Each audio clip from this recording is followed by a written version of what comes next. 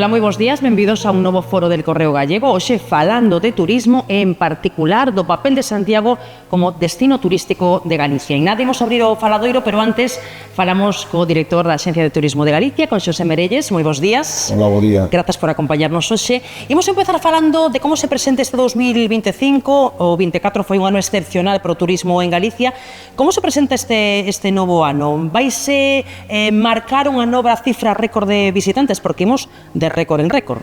Sí, a verdade é que non se trata de contabilizar récords, un récord tras outro, cuantitativamente, hai que tamén falar de calidade, pero eu penso que vamos polo bo camiño en canto cualitativa e cuantitativamente, pero é certo que Galicia agora mesmo se consolida como un gran destino dentro do panorama español e xa podemos falar de que hai un incremento de visitantes, no mes de xaneiro un 4%, no mes de febreiro un 2%, estamos subindo alrededor de un 6% en relación ao ano anterior, que foi o mellor ano da historia turística de Galicia. Estes datos son moi positivos e sobre todo porque o crecemento é en meses que non adoita haber tanta demanda. Vai ser o cambio climático o factor diferencial que poida beneficiar a Galicia nos vindeiros anos?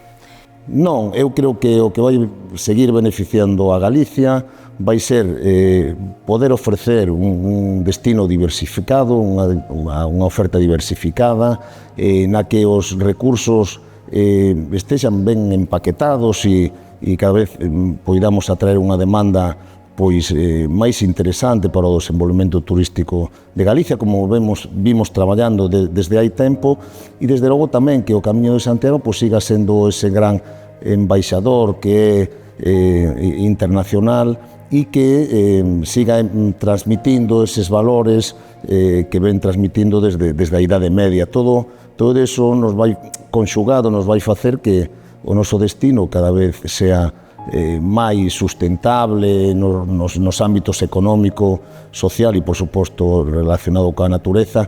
E eu penso que ese é o gran punto forte do futuro do noso destino, independentemente de que o cambio climático nestes momentos nos poida beneficiar, pero desde logo que sempre vai ser algo negativo, porque as temperaturas están cambiando en todo o planeta. No caso de Santiago, xa que fala do Camiño de Santiago, houbo no 2024 récord de Compostelas, prácticamente 500.000. Hai aínda marche para seguir medrando ou vai xa tocando o teito ese fenómeno xacobeo? Nós creemos que sí, tamén observamos que existe cada vez unha maior diversificación en canto á procedencia dos peregrinos, pero tamén hai unha desconcentración, tanto dos camiños, por exemplo, o camiño francés non hai moito, suponía o máis do 70% de todos os peregrinos que se achegan a Compostela, e ahora mesmo está no 48%, e tamén vemos que existen meses que cada vez son máis importantes dentro das peregrinaxes a Compostela, como poden ser o mes de maio, abril e tamén os meses de outono. Todo isto nos fai pensar que aínda se pode absorber máis peregrinos e que hai unha regulación en canto a desconcentración de camiños e tamén a desestacionalización do fenómeno da peregrinación. E nós o que observamos a través dos nosos inquéritos que facemos e de algunhas medicións que temos con un sistema de sensores, observamos que o camiño sí que de momento non ofrece ningún problema de masificación, salvo en algúns puntos, en algúns momentos en Compostela, como é lóxico, porque é a meta de todas as rutas. Bueno, hai esa presión turística que se concentra en momentos concretos do ano, no verán, non somente no Camiño de Santiago, tamén en outros puntos de Galicia, non? En algúns puntos da costa, tamén en algúns puntos da Ribeira Sacra. Hai preocupación na Xunta por esa presión turística concentrada neses momentos puntuais do ano? Sí, é certo, hai certa presión, pero desde logo non hai masificación. E nós estamos traballando desde hai xa algún tempo en xestionar estes fluxos, porque se hai unha cousa clara é que esas concentracións hai que xestionala así. Polo momento, pois, non parece que esa xestión sexa algo imposible e neso estamos traballando xunto cos territorios e os destinos e concretamente na Ribeira Sacra, pois, bueno, temos contactos xa co Consorcio de Turismo da Ribeira Sacra, pois, para facer un análise da carga turística que podería asumir este destino e tamén temos relación co ICOMOS para que ese turismo pois, teña pois, o marchamo de un turismo de un patrimonio que o ya sea da humanidade en breve. Esperemos que sí. É dicir, non hai masificación no turismo en Galicia, nin no Camiño de Santiago en termos xerais. É turismofobia ese fenómeno do que se fala e que está presente en moitos destinos turísticos? Detéctase no caso de Santiago? Detecta a Xunta? Tampouco detectamos de un xeito generalizado. O que detectamos pois, son en algún momento pois, certas manifestacións que a veces están amplificadas e teñen algún altavoz que parece que é un xeito de facer máis ruido do que realmente no orixen ten, pero non observamos eso, todo o contrario, observamos que cada vez a xente está máis concienciada do que supón a actividade turística para a economía de Galicia e tamén pois, para a economía da cidade capital de Galicia, que é Santiago. Outro asunto no que hai moito ruido é o das famosas butas, vivendas de uso turístico. Son un problema? En primeiro lugar, hai que decir que as vivendas de uso turístico son unha actividade legal, é unha actividade que supón pois, bueno, un establecemento turístico, está dentro desa categoría. É certo que hai unha proliferación importante. Nós, desde a Xunta de Galicia, pois fomos pioneiros a hora de legislar e desde hai 8 anos pois, existe un decreto que posibilita que os concellos e tamén as comunidades de veciños pois, poidan limitar pois, o establecemento de vivendas de uso turístico. Algúns concellos, como é o caso de Santiago, pois, bueno, están utilizando esta prerrogativa e probablemente pois, se sumen máis, Pontevedra tamén, a Coruña, e en algunhas contornas pois, os concellos pois, sexan tamén quen de limitar e de poñer, pois, ordenar esa oferta dentro das súas competencias en materia de urbanismo no eido local. Taxa turística, outro asunto de actualidade. Santiago é a primeira cidade, o primeiro concello galego que aproba esta taxa turística. Falta saber como se vai aplicar na práctica esa taxa. Están xa a Xunta e o Concello de Santiago abordando todo isto? Sí, a ver, hai que... Isto parte de un tributo que é autonómico, que é unha competencia autonómica, e a Xunta de Galicia, logo de distintos contactos co Concello de Santiago desde hai 2 anos, pois puxo en marcha unha lei, ou sea, se aprobou unha lei o Parlamento de acordo co que se tiña falado co Concello de Santiago e con aqueles que tiñan interese en aplicar unha taxa. Esa lei, que entrou en vigor o día 1 de xaneiro, posibilita que os concellos pois, bueno, apliquen un recargo e xeneren pois, bueno, unha ordenanza para aplicar a taxa. É o que parece que vai facer o Concello de Santiago dentro dese marco legislativo que propiciou a Xunta de Galicia e despois, bueno, aprobou o Parlamento na lei de acompañamento aos orzamentos e que, bueno, que calquera concello pois, pode seguir os pasos do Concello de Santiago, tendo en conta que a Xunta para este tributo bonifica o 100% e son os concellos o que poden aplicar unha recarga dentro desas posibilidades que contempla a lei.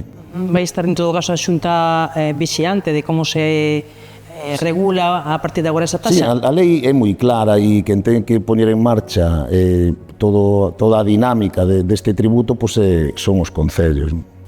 Bueno, pois destes asuntos, destes e doutros, imos seguir agora falando xa, incorporando a esta mesa a representantes do sector, tamén da universidade, e imos facer unha pausa e en nada seguimos co Paradoiro, hoxe centrado no turismo, no papel de Santiago como destino turístico de Galicia. Continúa connosco o director da Axencia de Turismo de Galicia e incorporamos a esta mesa a María Bastida, doctora en Organización de Empresas e profesora da USC. Moi bons días. Que tal, bo día. Grazas por acompañarnos. A Ramón García Seora, presidente da Asociación de Turismo e Hostalería Compostela. Moi bons días, Ramón. Benvido, grazas. E a José Antonio Seijas, presidente de Comercio.Compostela. Moi bons días, José Antonio. Bo día. Bueno, pois falando hoxe de turismo, cuestións das que xa falábamos co director de Turismo de Galicia, imos comezar, se vos parece, falando de cifras, non? Ca experta na materia. O turismo achega o 10,5% do PIB galego e o 11% en termos de emprego, pero é posible saber canto aporta Santiago a esas cifras? Pues la experta va a quedar bastante mal, porque bueno, vaya por delante que yo siempre digo que es una broma que hacemos así en la facultad, que el día que nos pongamos a sumar la aportación de todos los sectores de actividad al PIB de Galicia, probablemente pasamos el 300%, porque claro, nos aportan, pero bueno, dicho esto, a ver, el problema básicamente es la desagregación de datos. Datos a nivel municipal tenemos muy pocos. Yo hice una especie de estimación, ¿no?, basada en, a ver, es una estimación muy conservadora, pero bastante osada, ¿no?, basada en la concentración de noches que supone Santiago para el total de turismo. Si lo medimos así, pues nos daría en torno, déjame que lo mire, 1,8, 2,1 de esa cantidad, ¿vale? Es una cuantía interesante. Considerable. Sí, para una ciudad como Santiago sí. Dicho esto, en mi opinión, lo que no se nos escapa a ninguno es la importancia y la rotundidad del turismo, tanto para el empleo como para la propia actividad económica. Y a mí me gustaría destacar también otra circunstancia, ¿no? Y es que Santiago, en última instancia, es destino, es decir, podríamos hablar de un ecosistema en sí mismo, es el epicentro de un ecosistema que se extiende por toda Galicia, o sea, ya no es la actividad directa, lo podemos medir en la capital, lo podemos medir en toda Galicia, es destino final, pero es tractor. Por ejemplo, las propias actividades económicas, podríamos hacer la estimación, y yo la he hecho así, de hecho, ¿no?, teniendo en cuenta las empresas directamente vinculadas, es decir, restauración, hoteles, etcétera, pero ¿cuántas de las otras se deben a esto? Es decir, ¿cuántas personas que pasan mochilas, cuántas que hacen transporte, cuántas agencias de viajes, operadores, cuántos turistas o guías especializados? Hay toda una actividad que efectivamente rota alrededor del turismo, aunque no podemos hablar de vinculación directa. Entonces, no solamente su importancia cuantitativa, sino su cualitativa. En mi opinión, además, en lo que es la expansión o la descentralización, pues viene a representar lo que, supongo que luego hablaremos, lo que han sido dos estrategias de largo plazo, que es como deben de ser las estrategias de la Xunta de Galicia, ¿no?, tanto la descentralización como la desestacionalización.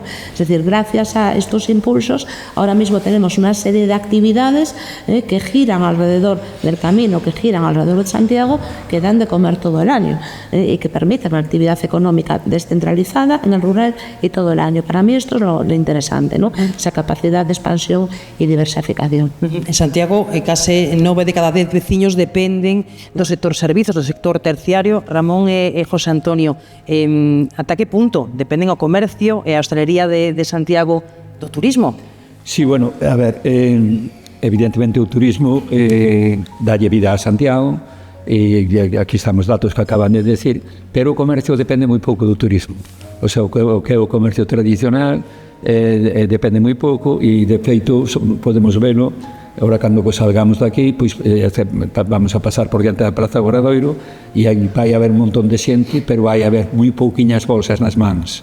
A xente cando marcha pos avións ou marchan pos autobuses non, o sea, o que é o comercio tradicional, refírome pois textil, calzado e todo isto, ten pouco que ver o sea, o que é o turismo con nós, co comercio. O comercio depende máis da xente que vive en Santiago. O sea, ahora mesmo en Santiago pois hai 99.000 habitantes, o sea, non chego a 100.000, pero, sin embargo, temos unha caída de compras de máis de 250.000 habitantes, concellos de como Brión, Boqueixón, o sea, Puebla, e claro, chegan a Santiago e esta xente é a que compra, porque do turismo comprarán pois 4 recordos e nada máis. E logo, pois, ao mellor aproveito pois para decir que isto que comentaba agora da xente que vai aquí a Praza do Obradoiro podía facerse de outra maneira, porque claro, os autobuses chegan que a xente aquí ás Dársenas, aquí mesmo ao lado, e andan 200 metros, catedral e pouco máis, e outra vez para o autobús e nos marchamos. Por que non eses autobuses non podían estar en onde está a Intermodal, por exemplo, na zona de Pontepedreña, e toda esa xente teria que vir andando por recorrer Santiago e ao mellor algo máis podían deixar. Pero, volvendo á pregunta, o sea, o comercio afecta por pouco. Ramón, o caso é diferente dentro do sector, como valorades tamén a aportación do turismo? Home, no sector hosteleiro o turismo é moi importante. Tendendo por o sector hosteleiro tanto o hospedaxe como a restauración. No caso do hospedaxe, pois, pode estar falando dun 85% de importancia que ten o sector. É esencial. Na restauración, obviamente, depende, porque non é mesmo ter un local aberto en sitios como pode ser o Franco, a Raíña, ou ter o local aberto pois, en Meixón Frío. Pero, ainda así, máis dun 60% de incidencia directa ten o sector tamén da restauración. O director da Axencia de Turismo de Galicia, bueno, vos sodes perfectamente conscientes da importancia que ten Santiago, non? Na vosa estrategia turística e no peso do sector en Galicia. Sí, desde logo, Santiago de Compostela é a meta do Camiño de Santiago e como mínimo 500.000 persoas recibiron a Compostela o ano pasado, se chegaron a Compostela. E hai que ter en conta a importancia que cada vez ten meirande, que é o turismo internacional. Agora mesmo superamos xa un 30% des turistas estranxeiros e son visitantes que adoitan gastar unha media de máis de 140 euros diarios. Isto hai que valoralo moi positivamente e ter en conta que tamén pois, Santiago dentro da nosa estrategia de poñer en valor o patrimonio cultural, pois tamén ocupa un lugar, desde logo, destacadísimo, ¿no? Un lugar moi importante. Si me dejas añadir una cosa, Susana, más en hostelería y hospedaje en general que efectivamente en comercio, pero sí es cierto que se detecta cierta dependencia, ¿no? Y no es menos cierto que la dependencia generalmente va unida a la vulnerabilidad, ¿vale? Pero a mí me gustaría reflexionar sobre una cuestión que pocas veces ponemos encima de la mesa, ¿no? Es decir, hay que reconocer que efectivamente una parte sustancial de Santiago vive del turismo o por actividades vinculadas al turismo, al turista, pero no tenemos un modelo alternativo. Quiero decir con esto, nos preguntamos alguna vez, hacemos la reflexión de qué pasaría si todo esto desaparece. Pues efectivamente tendríamos cerca de 500.000 personas menos circulando por Galicia y entrando en panaderías, pidiendo que se les mueva la mochila, buscando alojamientos, entrando a tomar un café o tomar un refresco. Criticamos continuamente, ¿no? Muchas veces el tema del turismo, pero ¿qué pasa? ¿Cuál es el modelo alternativo? Prohibimos tiendas, muy bien, vamos a limitar el número de tiendas de recuerdos y demás, ¿vale? ¿Y qué actividad genero? ¿Cuál es la alternativa a eso? ¿Tenemos realmente un proyecto de alternativa económica, de actividad, de empleo? Porque si no, ¿qué estamos haciendo? Estamos viviendo de algo que no tenemos ningún reparo en criticar, y de ese algo viven muchas familias en Santiago de Compostela y muchas familias en Galicia. Y ojo, hemos conseguido algo, por eso hablaba yo antes de ese triunfo, o aparente por lo menos, de las estrategias de descentralización y desestacionalización, porque hemos asistido a una transformación de la actividad económica, del tejido económico en el rural, que no es desdeñable. Es decir, cuántas actividades se han generado, cuántas actividades que no teníamos. La creatividad de muchos de nuestros jóvenes, ¿no? Que de repente dicen, oye, pues aquí hay gente que necesita que le traslade la mochila. Oye, pues aquí hay gente que a lo mejor quiere que le haga una guía alternativa o una actividad turística que les permita ir a visitar en los alrededores del sitio donde saben que van a llegar a alojarse a la 1 de la tarde. Es decir, Y luego otra cosa, ¿cuánta actividad nos falta por descubrir? ¿No? Porque esto es muy dinámico y lo que está claro es que se va respondiendo a nuevas necesidades y expectativas. Entonces, esa reflexión de, vale, muy bien, esto es lo que tenemos, lo criticamos porque ¿qué es esto de parque temático y las tiendas? Muy bien, cerramos la tienda. ¿Y qué pongo? Bueno, a ver, José Antonio, ¿qué ponemos? No, a ver, yo no estaba criticando el tema de... No denunciar por usted. No, el tema de las, de las tiendas de recuerdo. O sea, oye, que tienen que existir, que son necesarias. O sea, Lo decía por el discurso... No, me refería o sea, que é o comercio tradicional, o comercio pois de toda a vida, e evidentemente, porque isto está aí, vese, no que é o Casco Vello, a zona monumental, o comercio tradicional foi desaparecendo. E foi se trasladando para outros sitios porque pero non foi culpa do turismo, exactamente, non? Hai outros factores que o explican. Correcto, a eso iba. O sea, non polo turismo, porque volvo a insistir, nós non vivimos especialmente do turismo. Si é verdad que hai un tipo de turismo como pode ser o xaponés ou así, que se gastan máis no que é no comercio tradicional que o resto do comercio. Eso é o que interesa, non, José Antonio? Tamén que veña a visitante internacional como día xunta, non? Niso acerta, non? Búscalo por aí. Totalmente, aí sí, aí acerta, pero logo despois, por exemplo, o comercio pois vive da xente local, vive dos alrededores, porque na zona bella, o que é o casco monumental, tiñamos, por exemplo, a calle de Caldería, outras calles que era todo comercio, e non hai tantos anos, e foi desaparecendo, e desapareceu de todo. Ora, o que queda pois é unha tenda pois xamón, bocadillos, recordos e cousas destas. Entón, claro, o comercio vai un pouco esmorecendo e vai desaparecendo. Non é como a hostelería, que si é verdad, e isto está aí, pois vive prácticamente do turismo. O sea, son dúas cousas totalmente distintas e dous parámetros diferentes. Claro, dúas realidades diferentes. Pero aquí viene muy bien lo de aquellos polvos y estos lodos, es decir, yo de lo que me quejo habitualmente es de esa relación directa entre eso, lo que es el discurso imperante, no, es que el turismo y el turista, y el peregrino y el camino de Santiago, y el resultado tal. No, mire, no. O sea, llevamos, ¿qué? 50 años expulsando a la gente de Santiago del casco histórico. Porque prohibimos, el coste de las obras se multiplica por un 25% por las limitaciones de no sé cuántito. No puedes con el cableado porque no puedes la ventana porque la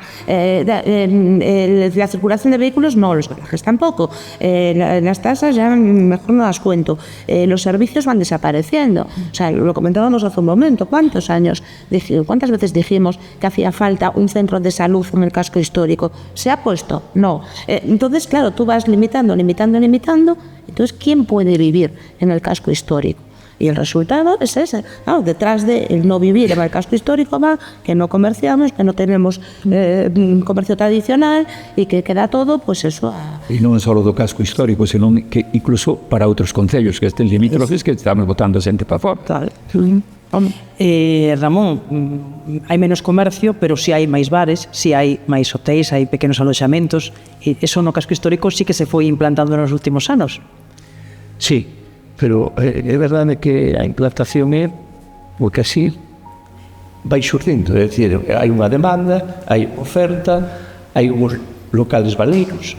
Eu recordo unha reunión que tivéramos no seu día con concelleiro do urbanismo. E claro, que decía, unha terraza diante da Sala Llago, pero vamos a ver, cal é o problema, a terraza ou a Sala Llago? Porque unha vergonza é a Sala Llago, que daquela máis estaba os portais cheos de porquería, etc. Vamos a ver, é que xa perdimos un poquinho o norte. O problema é que ustedes teñen que resolver un problema urbanístico que a Sala Llago. E nadie está orgulloso de que ter ali unha terraza, pero que hai que resolver as cousillas. O tema a restauración, evidentemente, é un negocio cómodo, de fácil realización, ponse porque é o que presta, é o que se pode poñer. Indudablemente, cando no casco histórico, pois vamos a ver, a facenda, a seguridade social, cando vas á Praza de Cervantes, recordes, aquí estaba Banca Olimpo, aquí estaba o antigo concello, todo iso ha desaparecido, e non foi nin polo turismo, nin por outras razóns. Eu creo que hai unha razón urbanística grave, grave, é dicir, a cidade evoluciona no seu movimento, evoluciona socialmente, pero política e xurídicamente apenas ha evolucionado. Estamos nos anos 80 do século pasado, cas normas de plan especial, etc., que non, polo que sexa, pero hai un problema político grave. Entón, que pasa? Que son cousas que marcan ese casco histórico, que leva perdendo xente moitísimos anos, que é moi cómodo un pouco, tipo, así de forma, usar de forma sibilino a ventana de Overton. Non vamos a crear aquí un problema, e agora un problema, pois, que a vivenda do uso turístico que se anome. Usted ten que justificar o que pasa, os elementos obxectivos que causaron que se produxese esa situación, que non son os que se mencionan desde un punto de vista, e, bueno, estamos meténdose un tema crítico políticamente, perdón, en causa de moitísimos destes problemas. Xa ve que se ven moitas restriccións aquí que se poñen enriba da mesa, non, referentes ao casco histórico de Santiago, non? En todo caso, sí que hai esa estrategia de captar turista internacional, que é o que máis se inviste. Desde a Xunta de Galicia, xa non lo dicía antes, non se ve masificación, ningún problema de turismofobia. Eso teñeno claro, non? Non existe no caso de Santiago, non o detectan. O que detectamos son manifestacións puntuais, a veces amplificadas e con altavoces moitas veces ideolóxicos que nada teñen que ver coas posibles externalidades que poda xerar o turismo. O turismo, a verdade, que non é un problema, eu penso que é unha solución. Mesmo, incluso traballando determinadas modalidades turísticas, como poden ser os city breaks, o sea, traballar e ir a mercados onde a xente poda vir a comprar, a facer un turismo de compras, tamén pode axudar ao turismo, ao comercio local, ou mesmo incidir no turismo de congresos. Eu penso que ao mellor hai certas eivas e hai que traballar eses produtos turísticos que nos poden axudar a diversificar na cidade de Santiago. Hai que traballalas e apostar económicamente por ese tema, porque se a cidade de Santiago ten no turismo unha das súas principales fontes de ingresos, haberá que traballar e investir probablemente máis do que se está investindo desde o Concello de Santiago de Compostela. Bueno, todos con prioridade para ir abordando diferentes asuntos, que o tempo avanza. Masificación e turismofobia. A ver, Ramón. A palabra turismofobia é unha especie de palabra medio maldita, porque hasta soa mal, ten un sonido así como moi agresivo.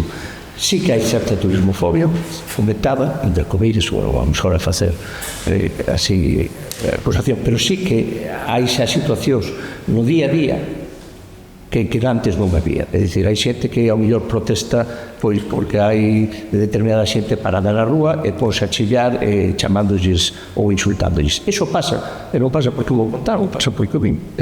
No casco histórico pasou bastante, todos os días, e vin situacións desas, claro que as hai. Entonces, onde está a causa, onde está o presidio de todo eso? Bueno, pois ven de unha certa pasividade que a xente, sobre todo o poder político, non pon cada cosa no seu sitio. É dicir, cando falamos de taxa turística, cando falamos de ventas de uso turístico, non se obxectiva, non se fala deso con unha forma, como decía, non se fala de solucionar ou millonar, fálase como de sancionar, non? Ainda hoxe, pois, escoitamos a mellor na radio, e esténdese esa visión negativa, poñer o 21% de IVA, tal, parece como unha sanción, e cantas veces escoito en estos foros que xeneran, por exemplo, o Concello con entidades que son contrarias ao que pensamos nós, que dicen cousas como que xa é bo que paguedes dunha vez polo que estades ganando, e que esa non é a taxa, é que estamos dándolle un significado ás cousas por intereses políticos, entendo eu, porque non me cabe outra explicación, que non é xusto, que estamos xenerando un perxuicio, estamos xenerando unha animadversión. Cando facía anos un traballo de 2018 de Dolores Rivera e os compañeros máis do SC examinaban o tema de dous concellos, do Camiño Francés, de Sebreino e de Melide, non? E examinando eso dicían, unha das cousas que percataron é que a xente falaba ben do camiño polo beneficio económico que recoñecían que tiñan, porque había, pois eso, tiñan máis riqueza. A renta per cápita de Santiago leva subindo, só baixou o 2014, pero leva subindo, somos a terceira cidade despois de Oleiros e despois de Coruña cidade. Eso é por algo. Entón, que pasa? Que esa xente, se a xente non ve ou non se lle explica ou non a ver, non é unha cuestión de docencia, non? Pero se non se resaltan os beneficios das cousas, e só se sacan, pois que uns chicos dormiron na escalinata de platerías, que o Feitos puntuais e illados. hai recortes de período, podíamos sacar aquí 20. O Concello recomenda ou pide a Policía Local que se actúe contra os autos incívicos. Claro, un momento pensei que estaba no Belfast da época do IRA, dixen, me cago en la leche. Bueno, dicir a meus fillos que non salgan. É dicir que non son os turistas nin os peregrinos os que sacan os veciños de Santiago do casco histórico, nin é o turismo que crea problemas de convivencia en Santiago. A ver, mira, yo hay veces que digo, mira, no merece la pena ni hablar, porque cuando las cosas van a 4 columnas en los medios de comunicación es muy difícil aplicar un poco de objetividad, ¿no? Entonces hay discursos que pierdes de antemano. Dicho esto, Santiago no tiene un problema de masificación, tengamos dos dedos de frente. Santiago tiene un problema de hipermasificación temporal centralizada. Punto. Es decir, evidentemente hay unos momentos del año donde hay una parte muy limitada de Santiago que te cuesta caminar. Eso es una evidencia. Pero oye, es que la evidencia también es que tenemos barrios, museos, espacios naturales y cada vez más persianas bajadas. Eso es absolutamente incompatible con la masificación. Lo que tenemos es una muy mala gestión de los flujos turísticos, primero, una muy mala gestión de los usos, una concentración de usos y una ausencia total y absoluta de estrategias de diversificación y descentralización en la ciudad. Eso es lo que tenemos. Entonces, eso para empezar. De hecho, hay un dato que para mí fue muy ilustrativo, ¿no? Cómo se come que tengamos un problema de hipermasificación como el que nos colocan con que los precios de las habitaciones de hotel no hayan variado en los últimos años y tengamos de las más baratas de España. A ver, que la ley de la oferta y la demanda funciona para todo el mundo. Entonces, esto por un lado. Por el otro lado, la turismofobia. Yo estoy completamente de acuerdo con lo que se está diciendo aquí. Es decir, aquí tenemos modas, tenemos titulares, tenemos discursos imperantes, tenemos gente que hace mucho ruido. Entonces, esto lo mezclamos y nos da una imagen que, ojo con lo que pedimos, no se nos vaya a conceder. Porque por aquí todavía hay mucho nostálgico de las noches de los estudiantes. Y si queréis, sacamos también lo que se decía en aquel momento cuando los estudiantes vivían y consumían en Santiago y dinamizaban la actividad económica, ¿no? Entonces, primera cuestión. Yo creo que Santiago tiene, y lo dije antes, no tengo ningún problema en decirlo. Creo que el problema muchas veces no es que el turista cante. El problema es lo que canta el turista. Esto es la primera cuestión. Y ahí entroncas con el tema ideológico del que se está hablando. Es decir, no es tanto el turista o el peregrino, sino el relato que viene con el turista y el peregrino. La religiosidad, la tranquilidad, y muchas veces, pues, oye, esto es la tumba de un apóstol, a ver si centramos el tiro, ¿no? Entonces, primera cuestión. Segunda cuestión, tenemos una serie de nuevas élites que se creen que, pues eso, que tenemos barrios que es el pop-up de la ciudad auténtica, y de repente estos Greenwich Villas. Mire, señor, por este camino llevan 600, 700 años entrando los peregrinos. Falas da Rúa de San Pedro. Evidentemente. Claramente. Entonces, oye, que ahora me lo quieres hacer un sitio, en fin, ya no lo califico. Pues chico, que esto es lo que hay y esto es lo que era cuando lo compraste. ¿Qué quiero decir con esto? Que, insisto, creo que son discursos imperantes, inducidos o impulsados por determinadas cuestiones. Y ojo, porque es que la imagen que proyectas es importante. Estamos viendo que en Canarias, por ejemplo, los turistas ingleses están empezando a decir, mira, yo no vengo aquí para que me insulten. Estamos viendo que en Galicia, la semana pasada, hay una manifestación preventiva contra la masificación de una zona costera de lo que va a pasar en agosto. ¿Me lo estáis diciendo en serio? O sea, le estamos diciendo a esa gente, no vengas porque te vamos a zoscar. A ver, es que yo creo que hay que poner un poco de sensatez, porque, insisto, a lo mejor lo que pides te lo conceden. A ver, José Antonio. Sí, nada, que, bueno, despois de escoitarnos a todos, estou prácticamente de acordo con prácticamente con todo. O turismofobia, eu penso que hai máis tema político que real. E, de feito, pois, solamente escoitas a uns e a outros e defíneche pois a maneira de pensar de cada un independentemente do que están falando. e entón casi que non vou entrar. Gostoume moito de Merelle de que había que potenciar o turismo de eventos que deixan diñeiro como o sea, congresos que son en realidade os que fai un tempo non moi lonxe chegaban a Santiago e deixaban moita pasta e entón había... Era un referente Santiago, non? Na celebración de congresos e de eventos. Correcto, e ahora mesmo están escapando para outros sitios, pero algo se estará facendo mal para que eso suceda, e entón me gustou moito de que habría que buscar entre todas as administracións, eso nós non somos, que eso volvera, e porque aí sí que realmente deixan diñeiro cando hai un congreso de médicos, de abogados e todo isto, botan máis días por na cidade porque teñen que estar máis tempo, e aí había que pegar bastante duro. Bueno, voulles pedir brevidade, pero como reto de futuro o obxectivo ten que ser, pois eso, alongar esa estancia media dos visitantes, non? Que poidan coñecer a cidade e deixar máis cartos na cidade. Ten Santiago marxe para ofrecer novos nichos, explorar novos nichos de calidade? Pídolles brevidade e suxestións, propostas de futuro para mellorar e para avanzar. Merelles?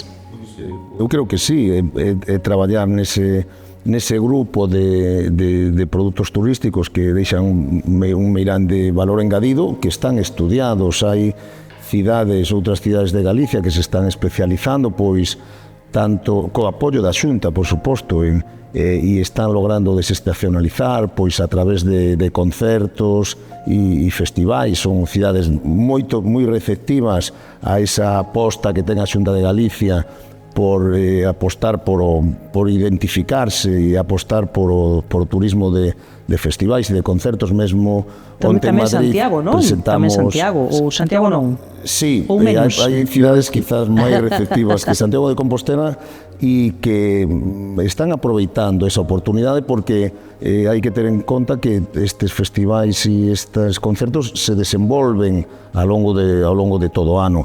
O ano pasado, pois, pechouse na Coruña o concerto de Rod Stewart o 13 de decembro, e iniciárase tamén no Coliseum, pois, con outro concerto, non? Houbo actividade ao longo de todo o ano, e ese, pois, é unha aposta que probablemente lle poida beneficiar a cidade de Santiago. Apostar por ese turismo de compras ao que me refería antes, os congresos, as convencións, as reunións, pero para todo isto hai que investir, hai que traballar e hai que estar nos lugares onde se pode captar. Eso hai que traballalo ben. A Xunta de Galicia destina precisamente a promoción do destino 15 millóns de euros, vai destinar este ano 2025. Si a cidade de Santiago quere diversificar e quere que o turismo sexa, pois, un turismo cada vez menos concentrado no que supón a peregrinación e as visitas o que son o excursionismo, vai ter que traballalo, non? Ramón, de todo isto que estamos apuntando como propostas de futuro desde hostelería de Compostela, como ven, que engaden, que sería máis interesante? A ver, hai algo que creo que é moi importante, que é a xestión de fluxos. Eso é esencial. Vais a estudios da universidade, neste caso a propia Incolsa foi a que o propuxo, onde se expuxeron, e demais. É esencial, porque xa hai experiencias anteriores de cidades como Venecia, que algo desta problemática teñen, que chegaron... Cree que hai marxe de mellora?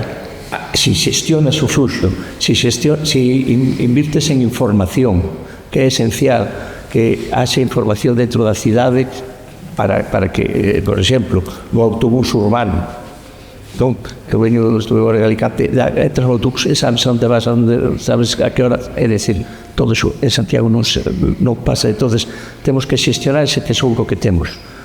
Ese, para min, creo, o tema de mellora máis importante, porque cando falamos de xente, realmente o número de visitantes que hai, nos referimos a Compostelas, estamos falando xa de casi medio millón. Sí. Hai moita máis, porque non só é a xente que colle unha Compostela, non? Hai moitísima xente que non a colle por moitos motivos, e tamén están vindo. E xente que non fai o camiño e ven facer turismo. Falando de 600.000 persoas ao millón, que son persoas que veñen a Santiago ou máis.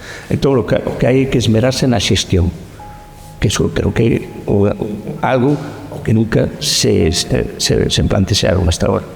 A ver, por aquí. Sí, yo estoy de acuerdo con que el problema, o sea, lo que hay que hacer no es expulsar al turista, sino gestionarlo, evidentemente, ¿no? Aunque parezca mentira, creo que lo primero que deberíamos de hacer o que podríamos hacer es reflexionar, repensar y resituarnos, ¿no? Y digo esto porque en algún momento alguien tendrá que darse cuenta de que Santiago no es un decorado, ¿no? Y por veces parece que es un decorado lleno de extras molestos, ¿no? Sea el turista, sea el excursionista, sea el estudiante. Santiago nunca fue tranquila ni nunca fue uniforme, es decir, esto increíblemente hay que recordarlo. Yo desde luego prefiero una ciudad llena, bulliciosa, que no una ciudad vacía, eso sí, perfectamente peatonalizada, pero vacía.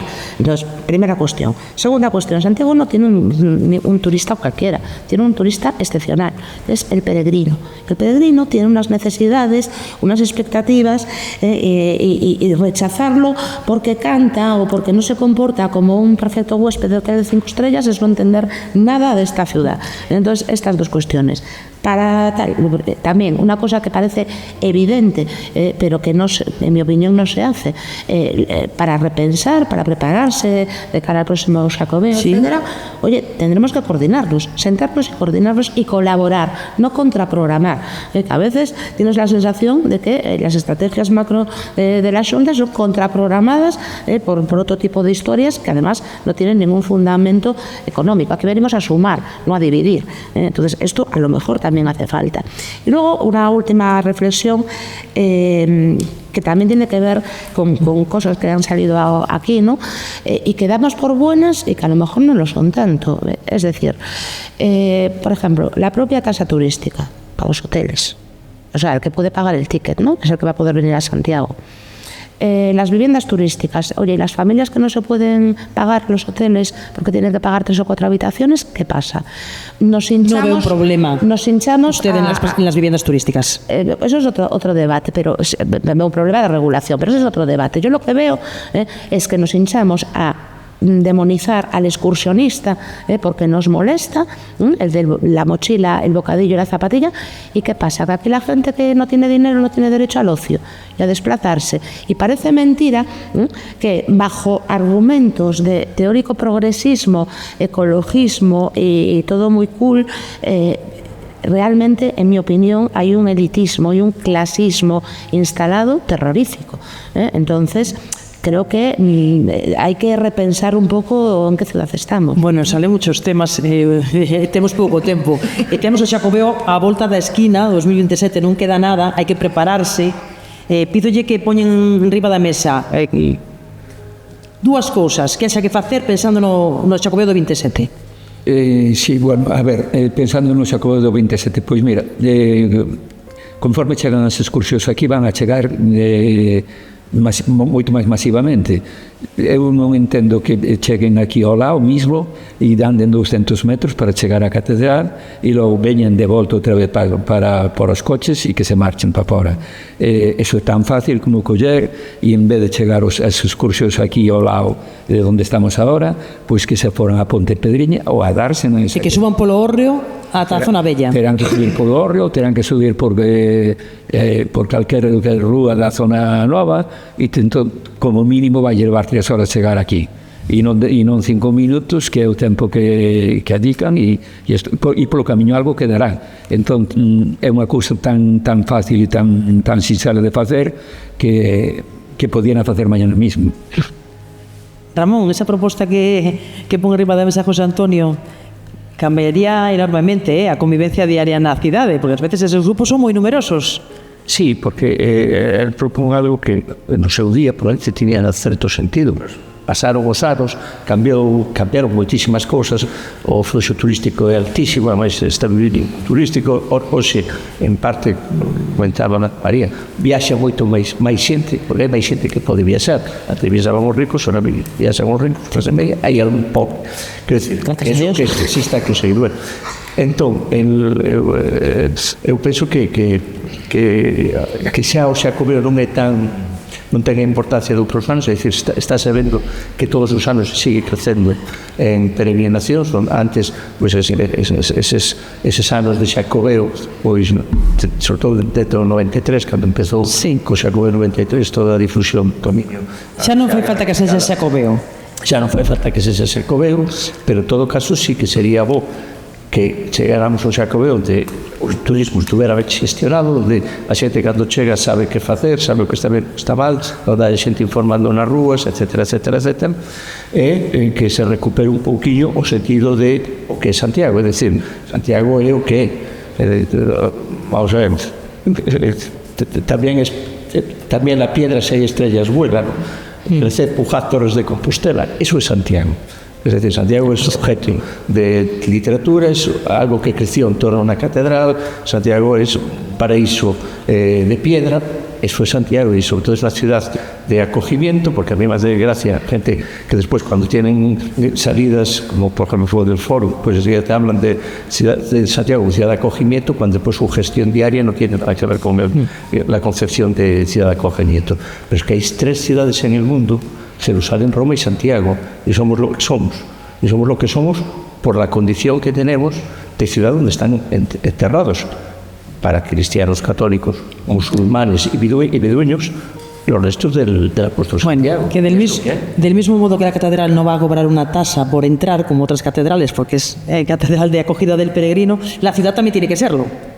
Evidentemente, es un poco lo que dije antes con lo de repensar a Santiago. Yo pediría, ya que está aquí el representante institucional de cara al 27, habrá que invitar al Papa, digo yo, ¿no? Y si encima nos traéis a Metallica, ni te cuento la de Feliz. Que nos hacéis. ¿Para el 27 o antes?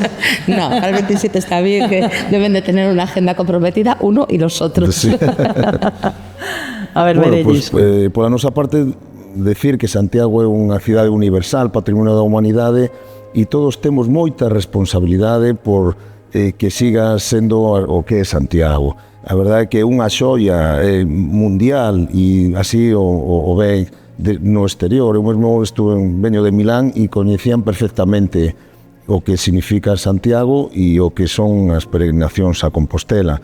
E a nosa obriga, desde o punto de vista institucional, que haxa diálogo e que o próximo Xacobeo, a mí me gustaría que pudese transmitir todos os actos que se poidan organizar alrededor do camiño, independentemente da visita do Papa na que xa se está traballando, que fose un Xacobeo que transmitise todos eses valores que ten o camiño desde hai máis de 1000 anos, que son valores relacionados coa solidariedade, coa acollida, e tamén que pudese transmitir ao exterior e continuemos podendo transmitir todo o que supón Galicia como unha das rexións con máis personalidade de Europa. Eu apelo tamén á colaboración institucional. Non empezamos ben no Consello Jacobeo do pasado de hai exactamente un ano, se aprobou pois que o Xacobeo 2027 fose un ben de interese e pudese haber pois, desgravacións fiscais para aquelas empresas e compañías que colaborasen con este acontecemento. Eso se aprobou por unanimidade no Consello Jacobeo, se tiña que sustanciar nos orzamentos xerais do Estado, os orzamentos non hai nin se esperan.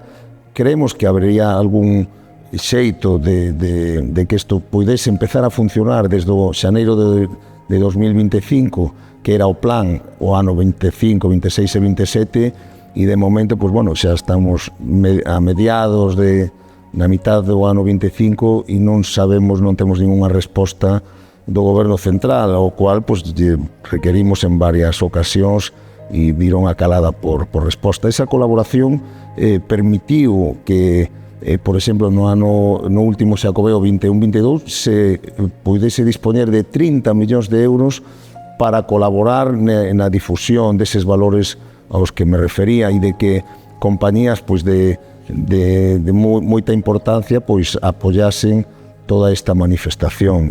Creo que por aí deberían ir deberían encauzar por esa próxima celebración do século 2027. Bueno, pois deberes que poñemos arriba da mesa. E unha última cousa para rematar, porque non falamos nada das comunicacións, non?